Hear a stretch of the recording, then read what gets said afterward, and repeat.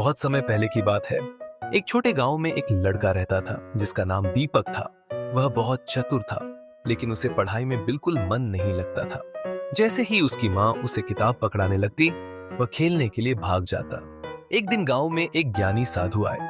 उन्होंने गांव के सभी बच्चों से पूछा, बच्चों बताओ, सबसे ताकतवर चीज क्या है?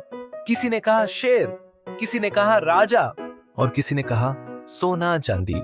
लेकिन साधु जी मुस्कुराए और बोले, सबसे बड़ी ताकत होती है ज्ञान। दीपक की परीक्षा दीपक को विश्वास नहीं हुआ। उसने सोचा, पढ़ाई भला कैसे ताकतवर हो सकती है? साधु जी ने कहा, अगर तुम 1 साल तक मेहनत से पढ़ाई करोगे तो तुम्हें इसका जादू खुद दिखेगा। दीपक को जिज्ञासा हुई और उसने ठान लिया कि वह पूरे साल मन लगाकर पढ़ेगा। पढ़ाई का असली जादू 1 साल बाद गांव के राजा ने घोषणा की, जो भी इस पहेली को हल करेगा उसे इनाम मिलेगा। राजा ने पहेली दी, ऐसी कौन सी चीज है जो जितना बांटो उतनी बढ़ती जाती है?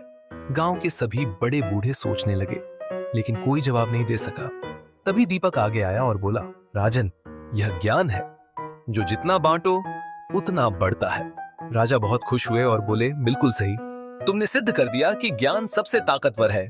दीपक को इनाम में ढेर सारी किताबें और विद्या प्राप्त करने का अवसर मिला।